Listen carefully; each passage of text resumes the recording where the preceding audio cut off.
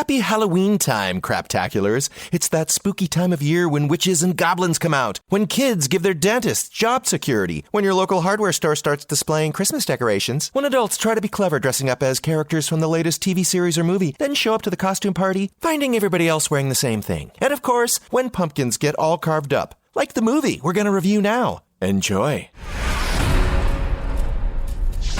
We killed Michael. My grandmother set the fire. No one told you. Told me what? Michael Myers is alive. A man couldn't have survived that fire. 40 years ago, the boogeyman came for us. We are the survivors of Michael Myers. Lori, what do we do? We fight. Mom, Our family will kill him. we're gonna hunt him down and we're gonna put an end to this. He is not gonna stop killing until we stop him. Hello and welcome to Cinema Craptaculus, where we say a bad movie is just as hard to make as a good one, just a lot easier to make fun of. This is Dave, and with me are my uncrappy co-hosts, Stephanie, and maybe John.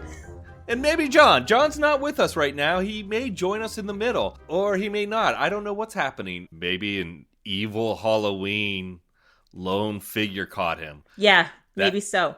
Or it's like, some sort of unknown, unspoken about national bank holiday in the country he lives in for James Bond. Exactly, yes. Yeah, they cut off all internet. They cut off all communications for the people. And they all celebrate in the streets. This will get cut out if we find out there's been a revolution in England. Oh, yeah. Today. There's been an uprising. There's been an uprising. The Tories are taking it to the street. The Tories. I don't know. That's a British politician thing, isn't it? Yeah, but they're the conservatives. Oh, well, January 6th. Even London has that date. Except it's a few hours ahead. Anyway. Anyway, Michael Myers is back and he's killing his way through town to get to his favorite view. The window of his dead sister's bedroom. Yep, that's the end. That's the end. The end. Here's the rapid recap to catch you up. Rapid recap! At the end of Halloween, the 2018 one, not the 1978 one, the Strode Brood flee in the back of a pickup from the burning wreck of their home with Michael Myers trapped in the basement. Unfortunately, no one tells the fire trucks racing towards the blaze. Meanwhile, Anthony Michael Hall and more side characters than a Simpsons musical number mourn their various run-ins with the man in the Shatner mask. As Laura Strode sits in the hospital, waxing philosophical like a modern-day Doctor Loomis, the rest of the town forms a mob to track down and finally put an end to October 31st's number one man in Halloween Kills.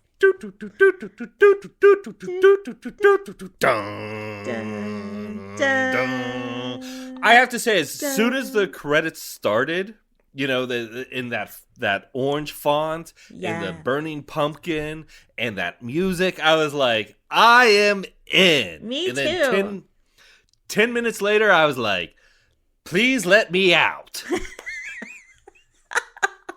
I mean, it was really good at drawing up your anticipation for something really awesome. And then it just... Wow. It hit a meandering drug dream somehow. It was worse than the ramblings of a 5-year-old talking about the dream they had last night. This movie had me asking all the questions. Who, what, why, how, where. It was like, who am I following? What is this about? Why are they doing what they're doing? How did I get myself into this? When in time does this take place? It was all over. It was the 70s, and then it was 2018. It never became 2021, just so you know. That's just right. So we're You're clear. right. It never did, because it picked up right after The events. Halloween in 2018. Yeah, like Rocky 2. That's right. It was right away. And even some of it was concurrent, right? Like some of it was overlapping because it was stuff you didn't see that was happening at the same time in the 2018 one. And they did that a little bit with the flashbacks. Like 1978. It was showing some stuff that was going on at the same time as things happening in that first movie. And I was like, yeah, where, when, what? Who is this? When we went back in time and I realized, oh, we're seeing the moments that we didn't see in the 1978 Halloween. I was thinking, oh, are these like just deleted moments? No. Yeah, just for a second you were like, wait, is this new footage? Is this new footage? And they spent so much time kind of setting up these other characters to kind of fill in the world. Yeah. We meet Sheriff Hawkins, like his origin story in 1978 when he came face to face with Michael Myers. And then there's like Weirdo Lonnie, who was this kid who was 8 years old. Yeah, was he the one who was picking on Tommy Doyle? No, I don't think so, right? I thought he was the one. I thought he was Tommy Doyle. I thought his name was Lonnie. No, Tommy is... What? Wait, what? Who's Tommy Doyle? Tommy is different. Tommy was always in the original Halloween movie. He was a little boy that Laurie had to babysit. Okay. And he became Anthony Michael Hall in this movie. Oh, that makes Lonnie, Anthony Michael Hall character make so much more sense. Yes, so... Does it? But what... You know, listening to this blues music reminds me of my own trials and tribulations as a young guy, and, my folks, they really, really dump on me. They really do. I say, you guys get along with your parents? I thought it was Lonnie who was being picked on by the bullies. He was, but he also was a bully himself. Oh, that just I didn't make it even more connection. Complicated. Yeah, because nobody tells you these things. They just sort of say it briefly, and then you're like, wait, oh, okay. So Lonnie was a bully who was being bullied. Yeah, like they need a Halloween family tree to put up on the screen. So it's like, this is the boy that Laurie was babysitting. This was the kid from across the street who bullied the boy that Laurie was babysitting. They tried to do that with like flashbacks and flashes sideways, where they were like, this guy did this, like, don't you remember him when he was in 1978? And it was just sort of like that. And then there were characters who we even saw in 2018 who ended up being killed. I mean, I'm sorry, characters that we saw in the first 2018 movies who ended up being killed in this movie. Yes, I don't know who they were, but because I don't remember the 2018 movie at all. Yeah, so many things have happened since then. There's been a lot of changes in the world since 2018. Changes in our brain chemistry. Right? What, fascinated me was we get Laurie Strode to the hospital, and then we cut away from the hospital for a good 30 minutes. We go back in time to visit Sheriff Dawkins or Hawkins or whatever his name, Hawkins, and find out his origin story. And then we go to Anthony Michael Hall telling the story of Michael Myers at a in talent the bar show. At a talent show, which was in a bar. It felt like a karaoke moment. And there was a couple who were getting upset at Anthony Michael Hall and the other survivors because they were so loud. And I'm like, you're in a bar watching karaoke. It's going to be loud. Yeah, but they were like, we're trying to watch the talent show. And they were yelling at our heroes, too, which was funny because they were supposed to be our heroes. And it was just a strange beat because it was like, can you guys please be quiet? We still don't see the faces of the people they're talking to until it's time to reveal that these are the original survivors of the 1978 massacre who were all sitting together partying in the bar and being hushed by other people in the bar. And I was like, oh, okay. I didn't know if it was going to become like a thing. Like, oh, these people, they're villains and they're going to be a jerk, that kind of, but really, that's not what happened at all. No, they were like, hey, you guys survived Michael Myers. Let's be best friends now. Yeah, let's all get killed. I mean, and get killed they did. There was nobody was saved in this movie. Like, everyone died. No, everyone died. And I couldn't figure out, one of the things that I just can't figure out about, okay, so Freddy, he kills the people who... Who is Freddy? I'm sorry. I'm thinking of other monster murderers. Oh, okay. From the past. And like Freddy, he kills the children of the people who killed him, basically. Right. Revenge. Jason kills anyone who is a camp supervisor who has sex. So it's kind of like a naughty revenge. I guess the leprechaun goes after people who goes after his pot of gold. Yeah. But Mike Myers, who in 1978 Halloween kind of makes sense, is like he's going after Laurie Strode and those people in the house for some reason. I actually thought Laurie Strode's house was Michael Myers' house, but I guess it isn't. No, he had his own house. And so in the original 1978 one, he was just killing people on his street. I think. Okay, I so think. it was like, well, no, maybe not, because the Myers house was somewhere else. I don't know what he was doing. Here's John. John is joining us. Hi, John. Hey, Hi, John. I'm jumping in. So what Dave was saying, I was talking about monster murderers. Like, Freddy was out for revenge. Jason was out for purity reasons or whatever.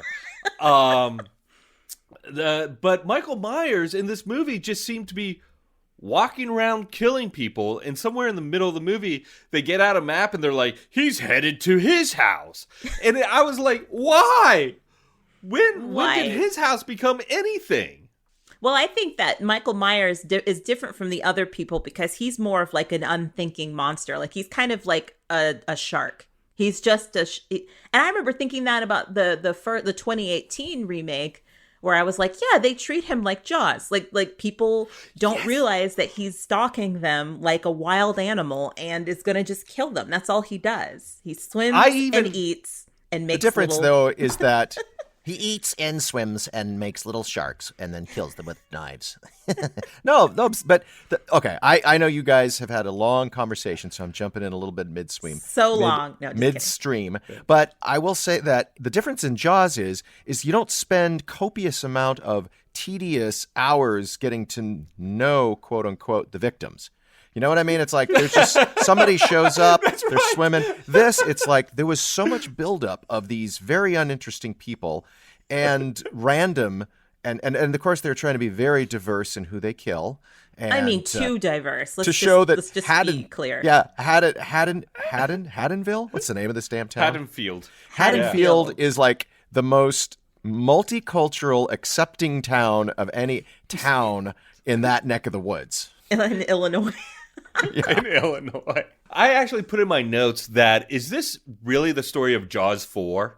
Because it's Laurie Strode is somewhere and the shark is after her. Yeah. Isn't that what Jaws 4 was about? Although they do make that turn in the middle of the movie where they're like, oh, he's not actually after you, Laurie. He's just pure evil, and he wants to go home to his sister's bedroom. I think there was a Michael Caine cameo. Did we even know? Like, I mean, they really played up the whole Michael is pure evil, unstoppable, supernatural evil that feeds off of the killing and off of our fear, and he'll always get stronger. And I'm thinking, this sounds very much like witchcraft. Like, I don't know what they're trying to say. What are they alluding to here? That he's not a person, that he's a robot, or that he's, some like sort of Satan? Revenant? Yeah. What's going on with that? I totally agree with you. They never, at one point I even wrote down, what are his powers? Like, because again, I go back to Freddy. I'm like, okay, he kills you in the nightmares. Jason is the unstoppable force.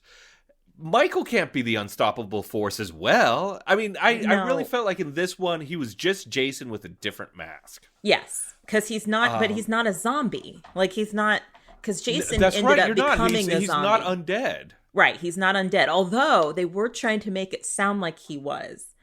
Yeah. And I can't wait till John comes back, because I really do want to talk about that big finale fight that happens. Yes. But let's go back to what you were saying earlier about the people he's killing. What John was saying, we spend a lot of time trying to get to know these victims.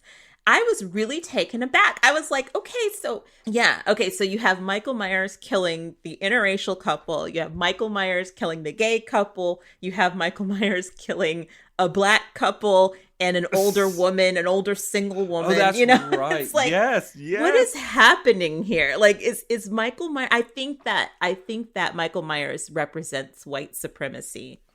Oh my God! I wrote down in my notes, Michael Myers is an analogy for white anger. I think that this film was a culmination of a bunch of different ideas that were just thrown together in a blender. And the editor is just sort of grabbing footage as it comes at him, like he's in a game of dodgeball. And he's just grabbing footage, and we're going to put this here. Because I thought it was going to be just like a sequel to the last film, but it turns out to be this whole prologue setup prequel for what went down in a sort of a revised version of the 1978 one. Yeah. You know? And Yeah. it felt very much like it was an incomplete movie because it was setting you up for the third movie in the trilogy. Yes. But the first one was a direct, like you watch the first one and it ends. Now this one kind of does that, and it's clearly ignoring the events of Halloween 2. And we knew that back in 2018 Right. that was going to, this was just following up to the very end of the first one. But it sets up these other characters, these subplots that really kind of deviate from the mythology we know. I know they don't want her to be related to him, but I just found myself not really giving an F, and I wanted to focus on Jamie Lee. And Jamie Lee is basically Princess Leia in Last Jedi, where she's, in the hospital for the last half. Her whole contract was, I will give you 2 days and be in one location. Do whatever you want with the story. That's what you get. It's like, do you mind having a monologue in the hospital for like 20 minutes, Jamie Lee Curtis? Nope, not at all. I'll just sit on the bed and give a monologue. Yeah, I'll get paid the most to do the least. That's being a star. I don't know if this was a set. I don't know if they were filming these back to back. Well, they announced it as Halloween Ends, and they even have a release date. I mean, So maybe COVID they notwithstanding. did. Speaking of which, this movie was not COVID safe. There were so many. I'm sure they did everything by the book. I'm sure. Except Michael. I'm sure- Michael wore his mask. Yeah, Michael was masked. For 90% of it. But like the whole part when they're in the hospital and the mob is raging. Yes. Everybody, like every time they cut back, I swear to you guys, like I would look away and then look back at the screen. Every time they cut back to that hospital, it's just random people running around. It was So in the hospital, the mob is like, the whole movie is about building up this mob and then taking out Michael Myers. That's what I would say is the A storyline. Yeah. And when they get to the hospital, they're like incensed. Anthony Michael Hall riles them up more, and then this other crazy guy who escaped in Halloween from 2018 shows up. They're like, "That's Mike Myers." I didn't know who that guy was. He looked like Wallace Shawn, didn't he? He looked I like thought it was Wallace like Shawn. Danny DeVito for a second. Yes. They had an opportunity, again, like going back to what I said about some interesting story ideas that they didn't quite flesh out. Like that was an interesting idea, the red herring Michael Myers. In fact, Yes. it would have been more interesting if there were like 2 other escapees and they all were sort of the same height and build, not like Danny DeVito, Wallace Shawn. There's no way that mob would look at him and go, "Oh, that's the 6'4" dude who has a big knife and wears a jumper." I think they're maybe trying to make a comment on sort of the disinformation world we live in, where people take a kernel of truth and then just blaspheme it into rumors and innuendo. I would love it if they would make a comment with this movie. It was just like, it was the end of Frankenstein with Anthony Michael Hall and less torches. Even in the final fight scene, everyone has bats and pitchforks. No fucking guns. No, there was a gun. There was totally a gun. There was one gun. And the person didn't know how to shoot. In Illinois, one gun? I don't believe it. So everybody in town is basically surrounding him. There's got to be like 40, 50 people in that shot where everybody's surrounding him and they're just taking a whack at him. It's, it's like he turns into the fax machine from Office Space. They're all, Just and crap out of him. ain't it great to be a gangster? They should have done it in slow-mo. And then out of nowhere, he pops up as Jamie Lee is saying, he's evil incarnate. No, he's the Terminator. Yes. And Yes. all of a sudden, he's killing everybody in this very poorly edited, like they just threw any shot they had on the cutting room floor of someone with blood or guts. Put it in there. Who cares? It's from another movie. Doesn't matter. It's a zombie getting its head cut off from Walking Dead. Put it in there. And he gets up and lives and kills everybody. Yeah, I mean, and they all take turns to get killed. It was like, what happened to the dog pile here? Like, everyone's just like, okay, my turn. Whoops! My head. Well, they killed everybody. They literally just left the third film to be Jamie Lee in the hospital and her granddaughter. That's it. You know what I want the third film to be? Is Jamie Lee Curtis and Michael Myers sitting down to a board of chess and playing chess and talking about why Michael Myers did what he did. And then at the very end, Michael Myers stands up and stabs her with the queen. And then turns and faces the camera and gives us a wink and walks away. The end. And then the end credits will be like some sort of rap, like H to the A to the L to the L to the O to the W-E-E-N. I think that it's going to turn into a buddy film. It's going to be like Midnight Run. Yes. It's going to be, or The Hangover. It's going to be, she's going to be in a car with Michael. He'll be in the backseat with her daughter. And they're going to all be arguing and bitching about, where to eat for brunch, what hotel to stay at. And They'll be like, will you take off that mask? Just take it off. you smell. You haven't showered in, mommy smells. Oh, grandma. Because, Grandma. Did you guys discuss the gore porn in this film? No. No. Because what I loved about the first film, when I say the first film, it's like... Yeah, which one? Which one? Yeah, and how they name these films. They don't even say Halloween 2018. It's just Halloween. And you got to go to IMDb to see which fucking year it came out. Anyway, so the one that they just did, I thought it struck a really good balance of horror, tension, and drama. There was less characters, way too many characters in this. But when they had those kills, there was build up to it. There was tension and a little bit of payoff with each kill. This one, to your point, it reminded me of a Friday the 13th movie. Sorry, Steph, I know you're a fan. Hey, but it did remind me. It has its place. But those are funny. I mean, those are kind of like tongue-in-cheek kind of kills. This movie was just took itself seriously with the kills for the most part and was just gross. I just thought it was kind of icky. They were very gross. It just wasn't like, I thought they did a good job of coming up with different ways to kill people. Like there were like, and that's fluorescent lights, right? Yeah, exactly. I mean, there was that scene where Michael Myers pulls the fluorescent light tube out of the bottom of the kitchen overhang and breaks it and stabs the lady in the face with it, which was kind of a fun thing, but. Does Michael sit around? That's gonna be our headliner quote. Kind of a fun thing. It's just Dave saying, and stuck her in the face, and it's kind of a fun thing. But when you watch a horror movie like that, a slasher film, you want to see slasher things, and you want them to be kind of new and creative. Now, this was kind of new and creative, but I was thinking, does he just sit around and think about ways of killing people? And he's like, if I'm ever in a kitchen and there's a fluorescent tube light, I'm going to use that. Because if I were him and I looked around the kitchen, I'd be like, where are the knives? Right. I wouldn't be like, where's the fluorescent tubes? What's something Dave, weird I can grab? To answer your question, he spent decades thinking about how he'd kill people. He sat in his cell doing nothing but thinking of killing people. Probably went through all of the hardware store, tool by tool, thinking, now a ball-peen hammer might be able to take an eye out, but a mallet... Hey, Craptaculars, we'll be right back. Hey, this is Dave. We recognize that systematic racism exists, and one of the best ways to overcome it is by amplifying the voices that need to be heard. To continue that mission, every month we'll share a podcast or charity to support. This month, we're supporting the Black Fairy Godmother Foundation, whose mission is to restore Black and brown families' stability by removing the barriers that keep them in abject poverty and domestic violence situations. You can find more information and donate at blackfairygodmother.org.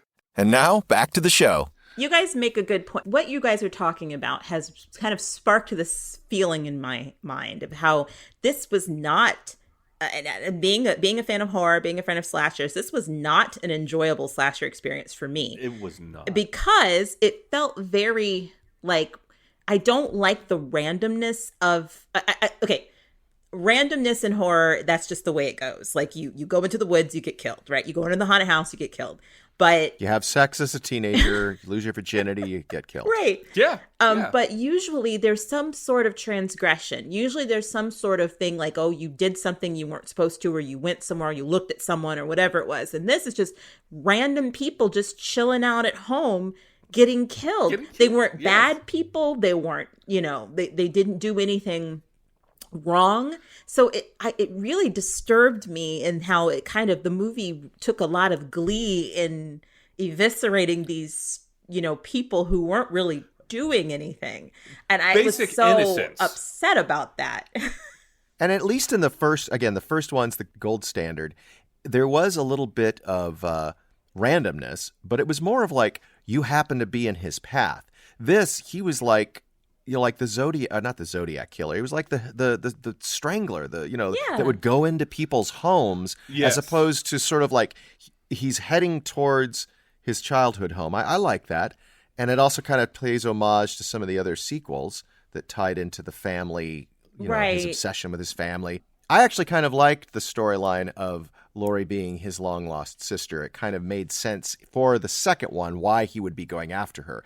It never really makes sense in this one, in the 2018 one, that he was willing to go to the middle of nowhere to find her. What was the connection? There was none. I don't know. But here's the thing. In this one, they're like, there is no connection because he's not actually after you. He wants to get back to his house. So it's like, what is it, Halloween directors? Which flippin' storyline am I following? Well, didn't those weird, crazy Mustafa Akkad, 4, 5, 6 films, the one with Paul Rudd and stuff, didn't they deal with like this weird connection to his niece, and that actress was in the Rob Zombie one. What's her name? Danielle Harris? Yeah. Danielle Harris? Yeah, she played the little girl in 4 and 5. So they tried to expand this mythology of family, and there even were like cultists in like the 6th one, right? Sort of like the cult of Michael Myers. The cult of it got Thorn. crazy. But there's got to be some sort of connection. To Dave's point, he just wants to go home. I mean, you'd think that every cop in town would be smart enough to say like, maybe he wants to go home. Maybe we should ask that couple if they want to steer clear. Who figured it out? But who figured it out? That's the thing I don't. It was Lonnie. Lonnie figured it out, and he got killed before he could tell anyone? No, he and his son, Adam Driver Jr., and his daughter, or not his daughter, Adam Driver Jr.'s girlfriend, Laura Strode's grandchild. Yeah. They're all in the car. We just cut to a picture of a map and Lonnie going, he's heading to his house. That's where he wants to go. And we're not given any other clues or reasons why. And then so they go to the house and Lonnie gets killed within 2 seconds because he's like, hey, you guys stay here. I'm going inside. And then like 2 minutes later, they go inside and Lonnie's dead. Oh, and can we talk about Lonnie's son's death? You want to talk about gratuitous. Now, there's ways to do it kind of comical, I think. But basically, he gets stabbed or hammered or I don't know how his son gets killed. And then he gets his head thrown through the banister. And then as he's coming down, he plays with his head like a pinwheel. And I couldn't tell, like, is he going to decapitate him? It just became so... like gruesome but unclear. Like I kind of want some I think clarity. I looked away during that. What happened? You said he was playing with like the dead guy's head? No, what happened was he was slamming his head in his throat against a broken banister. Like, one of those bars that come up? Yeah. So it was basically a stake, and he was slamming his upper body up against it over and over again. And he's like gurgling and stuff. Ew. And finally... And Laurie's granddaughter can't do anything because she broke her leg falling down the stairs. That's right. So she's just yelling up, and what's his face? Michael Myers is like, oh, I will have some fun with this. And eventually he does just snap his neck. Well, every film and every iteration does sort of have to define, like Michael has to have superpowers. It's like in any sort of genre film. What are his superpowers? That's what you were asking, Dave. Yeah. I was like, powers? And they never, ever once since Michael Myers, well, I take that back. In Halloween 2018, it opens with that ridiculous open of the asylum, and they go back and they're all chained in the courtyard, and Michael Myers' chains are like throbbing because he's evil. And they never get. Isn't that how 2018? I don't remember the throbbing chains, Dave. I just remember the image kind of like throbbing because he's so evil. That's literally when I was out on the 2018 one. I was like, yeah, I'm out. This is dumb. And I actually like that. I like that all the other inmates are sort of in tune to his evilness. But yeah, to your point, it's like they're making a point that he has this sort of sixth sense to tap into other people who are on a different wavelength. Clearly those other hospital patients and dogs clue into him. But at least in that one, going back to the original Halloween, he had sort of a sense of style, and he was very brief. He would stab someone with a knife, maybe pause to tilt the head. That was it. This one, like they had a point where he's like practicing on the one on fluorescent light lady's husband, like the whole guy. Like he's sitting there taking, like he hasn't had a good sort of workout. He's taking all the knives, but he's taking knives one at a time, the steak knives one at a time. The old guy's bent over the kitchen counter dead with a knife in his back, and Michael Myers just keeps taking other knives and stabbing him in the back. It's like he's working his way up to find the Ginsu. Like, this is the knife I want. This is the knife I need to continue my kill. Disgusting. I just hate to sound like such a prude with this, but that was just stomach churning and not in a good way. It was. I was like, this is gratuitous. I believe this is what you would call gratuitous. That's by definition. I'll take it a step further. Not just gratuitous, but out of character. It's like you kind of have to define sort of his style. There's a way of Michael's kills. Jason is a little more kind of whatever's around. He'll use implements. But Michael, I like that. Okay, he wants either a knife or he wants a hammer, or maybe he'll use his hands. If he's feeling dirty. I think it's scarier to have him not go ape shit killing someone. It's scarier when it's dispassionate. And he was showing a lot of sort of like rage. Yeah. And I think that's always the core of Michael Myers that made him so scary, is he was this cute little boy that dispassionately, almost disconnected, killed his sister. When you see him kind of getting all angry about it, it kind of brings psychology into it, which is what they've tried to do. Rob Zombie did it and overanalyzed why he became a serial. Then it's a serial killer movie. Right. And that's something different. I mean, talking about his kills, there was like about the midpoint of the movie, there were 3 kills in the park. He killed the 2 African-American couples who were at the... They were at the talent show. I thought they were our heroes in this, and they totally... Yes, I did too. They got killed. And then he kills some third woman who I think was at the talent show as well. Well, she was the nurse from the first movie, from the 1978 movie. Oh, yes. Yeah, that was driving the car with... She was Dr. Loomis's assistant. She makes a big point of like, this is for Dr. Loomis. And then she gets whacked. Yeah, and it was just so violent. Like, I mean, it was just so like our surgeon guy, or he's actually an RN, but he's dressed as a doctor, and his wife is a doctor, and she's dressed as an RN. But like he gets a knife in the face, and I was like, no, because I thought that was our hero. Yeah.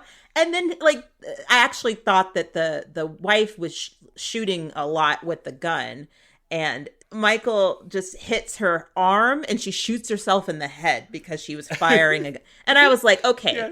I mean, that was clever, but that was also kind of like, who are we rooting for now? But then everyone else, the mob, finds them in the park, and they each have like Halloween masks on. Like one has a pumpkin head, one has a witch head, and one has, I forget what the third one had on, but it was like a basic Halloween, like ghost head. And I was wondering, where did the heads come from? Halloween 3, Season of the Witch. Yeah, those were the masks. Those were the masks? Shamrock. Were they really? It was a shameless little nod to the bastard of the franchise. It was so ridiculous because it seemed out of place. Like if Jason had done it, yeah, they would have masks on. He would have gone to the party store, bought 3 masks, and put it on their heads. But Michael Myers doesn't seem to be the type to do that. Well, Michaels does have a bit of sense of humor, because don't forget when he goes after, I forget her name, when he puts the boyfriend's ghost sheet and his glasses on. PJ Souls.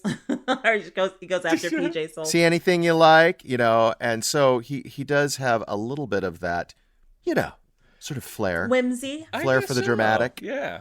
But he wasn't like a monster back. I mean, he was a monster, but he wasn't like a crazy warlock man like he is now. Yes, a crazy warlock man. Okay, so Jamie Lee Curtis does this summation speak at the end, and I think they basically wrote her saying he's evil incarnate, and he's basically blaming society because we created him. He feeds off our hatred, like because of you guys on social media being mean to each other, we created Michael Myers. Yeah. But really, I think they had to write that coda in to explain why he keeps surviving, because we forget he's 65 years old. I know. We forget that he's an elderly man. Elderly. He's a senior. He's a senior. Yes, but in reality, I think in the math, he would actually be closer to 70. But in any case, the 50 people can't take him down. And so then I'm thinking, oh, so is this like supernatural? Is he Jason? That's what is they're trying to say. Yes. But it's so confusing because I'm like, okay, Laurie's chastising society for Twitter. Okay, I get that. But why is Twitter responsible for creating Michael Myers? And is he, like I said, is he a warlock? Is he a demon? Is he a robot that somehow... Is he an alien? Yeah, like what is going on? Is he a corpse? Is he a walking cadaver? And the next one is, there's going to be a bunch of Michael Myers coming out of the grave. Yeah, well, maybe it'll all get explained in the third one. That's what the problem is. I don't need explanations. I don't need it explained. Is he a virus? Is he a virus? Yeah, he's a virus. Will we all become Michael Myers? He's the embodiment of COVID, and the mask is a warning. You must dress like William Shatner to stop the spread. But Tommy Doyle, like, if we think about it, like, Tommy Doyle was the one who was like, let's all rise up against, Michael Myers. Does Tommy represent white rage, or does Michael Myers represent white rage? Like, who is the white rage in this? Because I know someone is. Hold on, I'm about to blow your mind. They both do.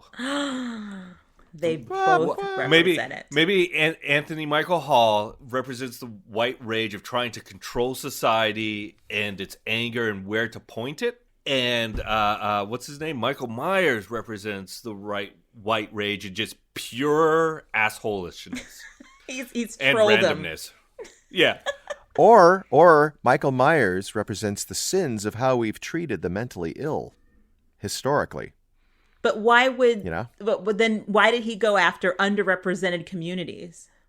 He obliterated because he's crazy.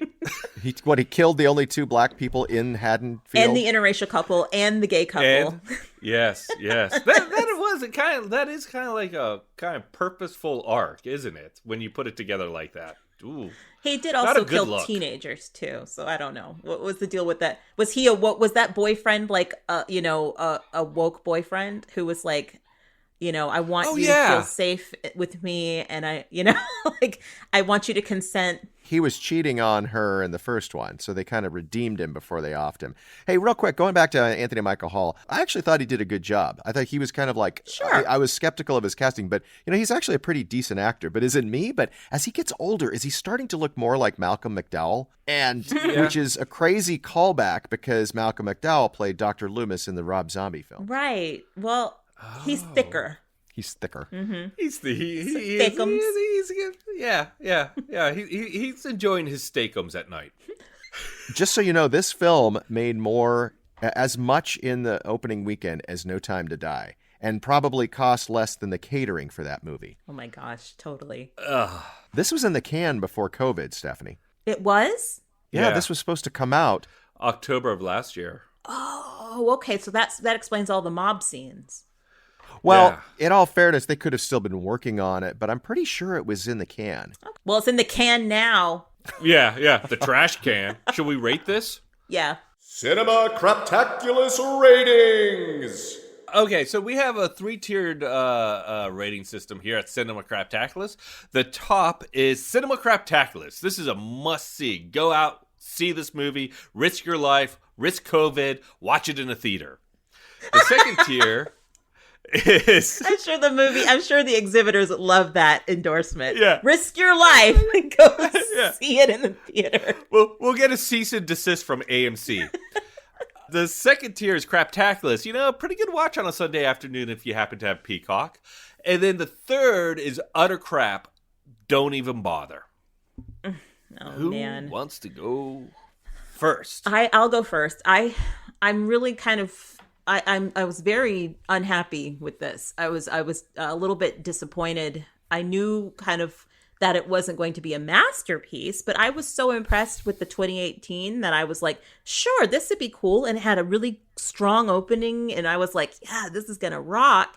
And then it just took a nosedive. I mean, I did not like I said, I did not like the initial kills of the random people who seemed pleasant enough and they weren't doing anything. And then they just got murdered horribly. I don't like that. I didn't like that at all. And then, of course, all the reasons why we were talking about why it just seems sort of like it's a connective thread between 1 and 3 rather than its own standalone thing. It had something to say about how we live, but it was kind of clumsy and a little overwrought. I don't know. I think this is just, maybe you skip this one until the third one comes out, and then you can just watch that one straight through into the third one. That's how I feel about it. So I guess that's a middle ground between Craptaculus and utter crap. Don't see it now, see it later, but only if you know when it's going to end. Watch it after you've watched Halloween Ends, just to see if you need to see it. Yeah. I am going to go utter crap. This movie annoyed me from the get. I was all through the movie. I was like, find a reason to give it Craptaculus. Find a reason to give it Craptaculus, and I just could not. Utter crap. Pass. Moving on.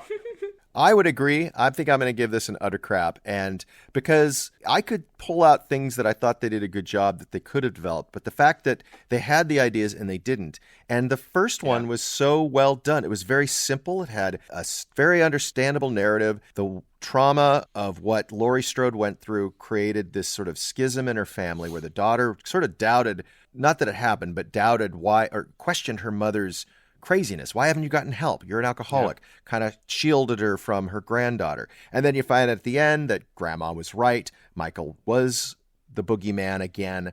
And yet they had this empowerment with the three of them to fight him. I love the cleverness of the trap that she set and the way it really was suspenseful because it took place in the house. And this one took that cleverness and did nothing with it. It followed the sins of a lot of sequels where let's throw in more, but they don't parse what they have to find out what's effective. They just throw it all in there. And I agree with Stephanie. I thought it was gore porn. There was nothing real clever about the kills. The film needed more humor. If you're going to kind of have that much violence, maybe have a little bit of levity in the moments. And then I love John Carpenter. They didn't use the music enough, to be honest. It's like Bond films. I like to hear the Bond music, and so when it's not in there, I get disappointed. So I would have liked more of that. And then, honestly, I think what derailed it completely was the very end when the way Judy Greer's character was killed. I felt like that it was just, and maybe that's the point, is the awfulness of Michael Myers is no one is safe. And they treated her like a pincushion in the scene and then juxtaposed it with Michael's sister getting killed in the first one. And I literally said to myself, why am I watching this? And then I'm like, okay, I get it. Jamie Lee Curtis is going to be even, more revenge set in the last one? I think there's just so much traumatizing. I think she and her granddaughter would be catatonic at that point. I don't know where you go. So, yeah, I just feel like I think it's an unpleasant film to sit through, but it's also a massive disappointment after 2018. So I would say utter crap. Why did Judy Greer's character Karen go into the house and go to the room? And why was nobody... That is the question for this whole movie. Why? And where were the cops? Were there cops everywhere? Yeah. How did they Michael let him Myers go was into the house? Michael Myers was everywhere. I mean, literally, it's like I kept thinking, does he have a twin or can he teleport? Maybe teleportation's part of his power set. I thought we were going to find out that there's a second one, and it's like Scream, and because that's that would be dope. He was everywhere at once for a 65-year-old guy. That would be something, at least. Or even if he had a cult of Michael Myers wannabes. Yeah, Anything. well, anything, right? Maybe that's what'll Yeah. show up in Halloween Ends, where it's like, it was always more than one Michael. I want to find out in the next one that someone married him while he was in the asylum. and that's who's going to be like take up the Michael Myers mantle. One question for you guys, because we obviously have our feelings. Do you think this is a film that Halloween fans would enjoy and should watch? I don't know. I'm a Halloween fan, and I didn't like it. I would not count myself as a Halloween fan, but it's just such a bad movie that I don't think people like. No. You made a good point about, John, earlier when you said there was no humor in this. They made a point of dialing back the humor that was in the 2018 one. They did that on purpose. And I think that made a huge difference in my level of enjoyment of it, because it just felt so dark and so, like, just unctuous, and I felt like I needed to take a shower after it. Well, it's almost like that they watched the Rob Zombies and were like, yeah, maybe we need to kind of include some of that nihilistic. Again, it's just very simple. The reason the first film is so good is because you don't have to do much. It's quiet, except for when the music comes in. And with the terror is him walking down the street, and apparently, like, Pepe Le Pew can catch up. But you don't need to have non-stop action and craziness and people. Well, they took the title as a prescription. Halloween kills. Halloween kills. Multiple kills. Kills. I think it should be called Halloween Buzz Kills. You have to have those things when you don't have any story or character development or anything else. Right. At least you have to have action. Murders. All right. Well, Murders. Happy Halloween, guys, anyway, because, obviously it wasn't a happy Halloween viewing. No. That's true. I was not happy. Happy Halloween kills. Well, thanks for joining us on the Cinema Craptaculus journey. This is Stephanie, and ever present with me are Dave. And sometimes present, John. We always like it when you're here. Remember, a bad movie is just as hard to make as a good one. It's just a lot easier to make fun of. Halloween. Happy Halloween! Hey, we just want to thank you, our amazing Craptaculus listeners, for keeping our shows going. And remember to tell your friends to listen and subscribe to Cinema Craptaculus on Apple Podcasts, Google Play, Spotify, Amazon Music, iHeartRadio, Spreaker, anywhere they listen to their favorite podcasts. Oh, and don't forget to rate our show, maybe write a review. No, really, you can be honest. The Cinema Craptaculus channel is a heck of a deal because it's free and you get all of our weekly shows, which includes B-Sides with Adam, Dave, and Tara, Terror Tunnel with Stephanie and her horror co-hosts, The Expanded Universe with the Geeks, John H.H., Doc, and S'more, Real Debates with Dave, Adam, JDH, and some surprise guests, and of course our flagship Cinema Craptaculus with Dave, John, and Stephanie. And if that's not enough content for you, follow us on Facebook, as well as @Craptaculus on Twitter and Instagram, and find more content at cinemacraptaculus.com.